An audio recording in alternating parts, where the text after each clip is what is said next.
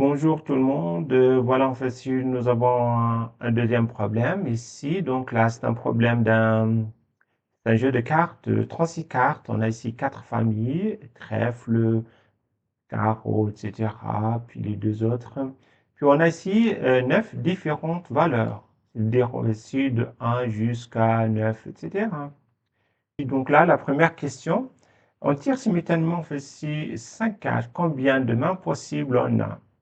Et voilà, on fait ici, donc là, pour calculer ça, il suffit juste de faire, on fait ici quoi? On a ici 32 cartes. Donc là, on va passer la question numéro 1.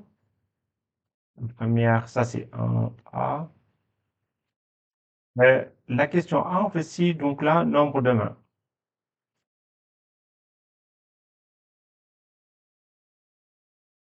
Donc, on a dit, on fait ici que chaque main, en fait ici, il y en a 5 cartes.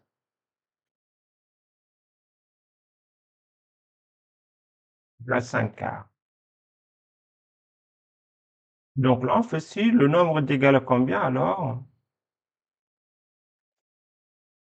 X est égal à, on fait ici, c'est de 5 conversibles parmi 32, pardon, 36, parce qu'on a 36 cartes. Puis là, je vous laisse un peu, ça fait ici 36 factoriel sur, etc., sur 5 factoriel fois 36 moins 5 factoriel. Puis voilà, on a ça. Je vous laisse un peu calculer ça. La question B,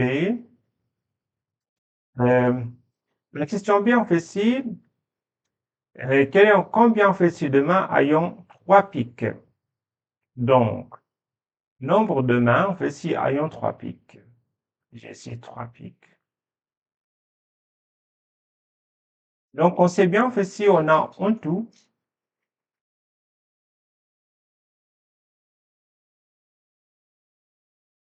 9 piques. Donc là, en fait, si je vais choisir, en fait, ici, donc là, à quoi est égal le nombre maintenant? Nombre de mains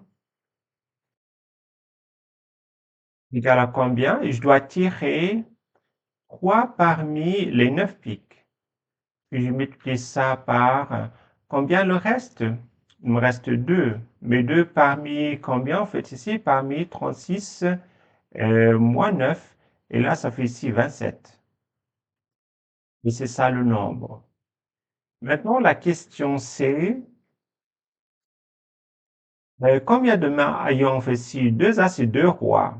Donc là, j'ai besoin en fait ici 2 As et 2 rois. On a ici combien d'As? On a ici 4 As. On a aussi 4 rois. On est d'accord. Maintenant, on fait ici, c'est le nombre de mains égal à combien alors?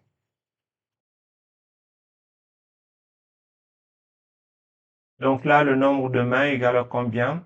Je dois tirer 2 cartes parmi les 4 As, soit 2 cartes parmi les 4 rois. Et combien on fait ici? La cinquième carte qui doit être en fait ici parmi combien? Parmi les 28 qui restent.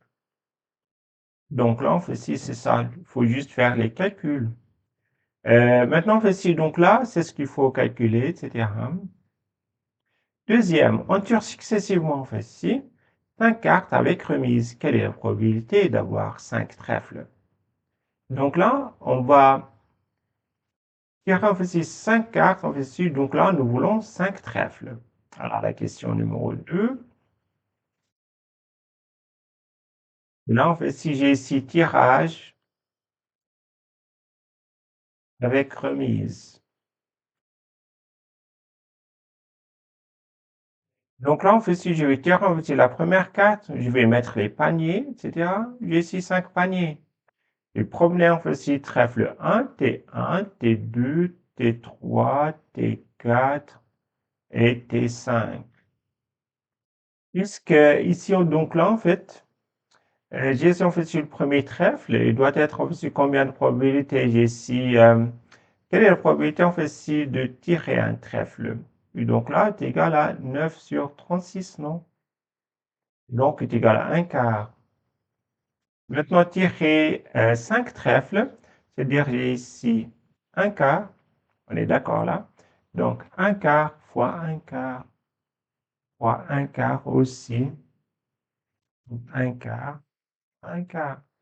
Donc la probabilité n'a pas changé parce que je vais faire un tirage avec remise. Et là, ça est égal à combien? En fait, si, ça me donne que P est égal à 1 sur 4 puissance 5. Je vous laisse calculer ça. Euh, Ça, c'est la question A. Puis la question B, donc, est au moins un as. Et donc là, en fait, si, il doit avoir au moins un as B. Et donc là, j'ai ici au moins un as.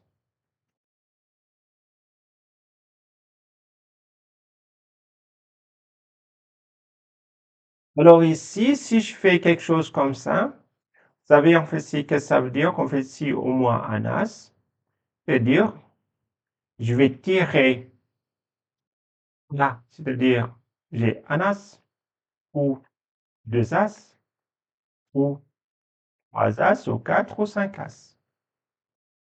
Pour faire ça, donc là, il faut faire ces cinq calculs-là. Alors ça, c'est lourd, hein. Alors si je vais dire si la probabilité, je vais utiliser la probabilité complémentaire. Donc la probabilité de tirer au moins un as est égal à 1 moins la probabilité de tirer aucun as. Et ça devient plus simple, hein. Donc là, il faut juste en fait ici calculer cette probabilité. Donc là, on va voir maintenant. Donc là, si je calcule la probabilité aucun as, c'est-à-dire si je vais tirer 5 cartes, donc là, on fait 6 pas d'as. Donc là, je vais mettre ici A bar, A bar, A bar, etc. Et donc là, on fait 6 est égal à combien? Quelle est la probabilité de ne pas tirer un as?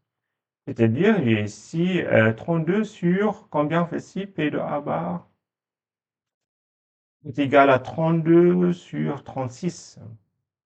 Je vais diviser par 4, ça me donne ici 8 sur 9. Et donc là, on fait 6, j'ai ici 8 sur 9. 8 sur 9, pardon, ça c'est 8 sur 9 fois 8 sur 9. Etc. fois 8 sur 9, etc. Et voilà, en fait, si, donc là, c'est ce qu'on a. Donc là, ça fait ici 8 puissance 5 sur, ou bien 8 sur 9 puissance 5, non? Ça, c'est la probabilité, en fait, si aucun as, alors. Donc, maintenant, la probabilité, en fait, ici, d'avoir au moins un as est égal à combien? Est égal à 1 moins la probabilité d'avoir aucun as, c'est-à-dire 1 moins 8 neuvièmes du tout puissance 5. Et donc là, je vous laisse un peu calculer ça, et on verra. Ben voilà, en fait, si ça, c'est la question numéro 2.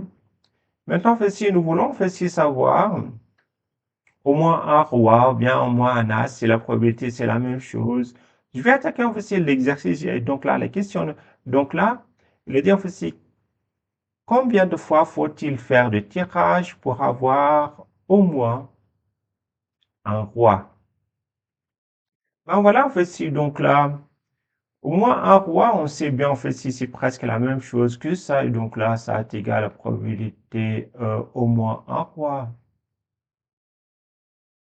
moins R. Donc, en fait, si on sait bien, en fait, c'est à quoi est égal ça. Maintenant, qu'est-ce qu'il faut faire? Et donc là, dans la troisième question, on va tirer plusieurs fois, en fait, ici. Donc là, n fois. Une fois. Pour avoir, en fait, si P de, etc., en fait, si au moins un as, un roi, pardon, est égal à 90%. C'est-à-dire quoi, en fait, si au moins un roi, je peux aller faire le contraire, hein. Et donc là, en fait, si vous voyez, en fait, si ça, Si je fais ici, donc là, cette probabilité, en fait, si donc là, au moins un roi, et là, ça fait ici combien? Donc là, je vais tirer une fois, non? Et puis, en fait, si donc là, ça fait ici au moins un roi, est égal à combien? Alors ici, je vais tirer k fois, non? Et donc là, ça fait ici, je vais tirer k fois.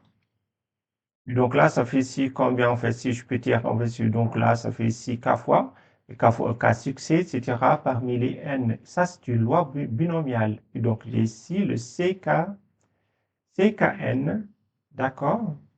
Et puis, en fait, 6 fois la probabilité de tirer un roi, là, je vais l'appeler ici, je sais pas, au moins un roi, ça, c'est au moins un roi, hein. Donc là, je vais l'appeler ici P0. Et donc là, fois P0 puissance K,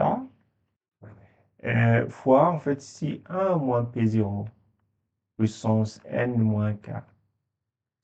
C'est le P0, en fait, ici, qu'on peut calculer ici. Maintenant, en fait, c'est ça, c'est pas possible de résoudre, parce que j'ai ici l'inconnu, en fait, ici, c'est N, hein. Vous voyez, donc là, ça, c'est N, etc. Maintenant, on fait ci, qu'est-ce que je vais dire alors ici, donc là? Euh, si on fait ci, tout ça est égal à 90%, tout ça est égal à 90%, c'est-à-dire 0,9. Alors, la probabilité, en fait, ici, donc là, aucun roi est égal à combien alors ici? Donc là, est égal à 0,1, c'est-à-dire est égal à 1 moins 0,9. Ce qu'on on voit ici. Mais aucun roi, c'est-à-dire quoi? J'ai ici un 0 roi, non?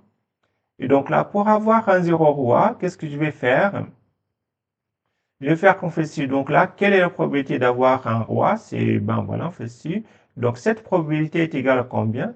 Donc là, je vais faire ici C 0 roi parmi n fois la probabilité d'avoir un roi qui est P0. C'est notre P0 ici, attention. P0 puissance 0 fois 1 moins P0, etc. Le tout puissance n. Et ça est égal à combien? Est égal à 0,1. C'est ce 0,1 qu'on a ici. Maintenant, ça est égal à 1. Et ça est égal à 1. Ça nous reste quoi alors? Ça nous reste 1 moins P0. Le tout puissance n est égal à 0,1. Mais ça, je peux calculer alors, ça pose aucun problème. Donc là, qu'est-ce que je vais faire? Je vais prendre ici la racine énième. Racine énième, en fait, ici. Puis là, ça me donne 1 moins P0 est égal à combien? Est égal à la racine énième de 0,1. Ah, pardon. Et ce que je cherche le n. Désolé. Alors, c'est le n que je cherche. Alors, je ne peux pas aller comme ça. Alors ici, donc là, je reviens. Et donc là, on fait c'est égal. Maintenant, notre inconnu, c'est n. Et donc là, qu'est-ce que je vais faire? Je vais faire ici ln. ln, etc. Puis voilà, logarithme népérien. Et donc là, ça me donne ici combien? ln de n fois ln de 1 moins P0 est égal, on fait ici ln de 0,1. Et donc là, est égal à combien? Ça me donne que n est égal à ln de 0,1 sur ln de 1 moins 0,1, etc. On fait ici, pardon, 1 moins P0. Et voilà. Bien, ok. Donc là, on fait ici 1 moins P0. Puis voilà, on fait si ça, c'est notre n, etc. Il faut trouver, en fait, si ce n de cette façon-là. Donc voilà, en fait, si, donc là, si je vois ici la situation, en fait, et qu'est-ce qu'on a fait? Donc, on a en fait si, donc là, utilisé en fait ce tirage avec simultané. Donc là, voyez, en fait, si j'ai ici simultané, ça pose aucun problème. Si je vais ici des tirages successifs, je dois faire attention. Euh, tout ça, ça va bien. N'oublie pas, en fait, si, donc là, d'utiliser en fait si la, c'est-à-dire en fait, si probabilité d'avoir au moins en fait si x, c'est-à-dire est égal à 1 moins la probabilité aucun Donc un X, hein. Et l'autre chose, n'oublie pas, en fait, c'est la loi binomiale. Loi binomiale. Alors ici, la loi binomiale, ici, donc là, je l'appelle en fait ici B de NP, etc. Donc là, en fait ici, qu'est-ce qu'on a? On a ici donc N, nombre de tirages, nombre d'essais ou bien nombre de tirages. Et là, le P que j'ai ici, donc là, c'est probabilité pour tirage. Et voilà. Maintenant, on fait ici, à quoi est égal, en fait, ici, la probabilité que, en fait, ici, donc là, que X est égal à K, est égal à combien, en fait, ici, c'est-à-dire, j'ai ici K succès, d'accord? Ça, c'est probabilité, en fait, c'est ça, c'est le succès, en fait, c'est probabilité, ça, c'est notre succès. Donc, est égal à combien? Est égal à CKN, c'est le N qu'on a bien donné ça, fois P, puisque j'ai N, K succès, c'est-à-dire P puissance K, fois 1 moins P, c'est la probabilité complémentaire qu'on fait ici d'avoir un échec, qui est ici 1 moins P. Et là, c'est puissance combien? Puissance N moins K. Puis ensuite, donc là, vous allez peut-être me dire, en fait, si, mais à quoi sert, en fait, si ça? Quel est l'intérêt de ça? D'où vient? Donc là, en fait, si, parce qu'on ne sait pas que si j'ai ici, en fait, c'est des succès et des échecs, supposons que j'ai ici, ben voilà, en fait, si je peux avoir des succès ici, là et là, puis après avoir des échecs et des succès, etc.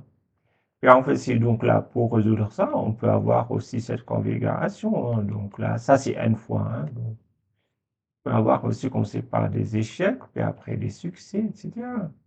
Et en fait, si la configuration, en fait, si des succès et des échecs, en fait, si peuvent changer de place, en fait, si être au premier lieu, deuxième lieu, ou bien troisième lieu, et ainsi de suite, et ils peuvent, en fait, si permuter entre eux. Et cette permutation, en fait, c'est ça. Et donc là, je résous ça avec cette combinaison, en fait, si qu'on a pris ici. Ben voilà. Ben voilà, en fait, si donc là pour ce problème numéro 2. Alors, merci beaucoup et bon courage pour la suite.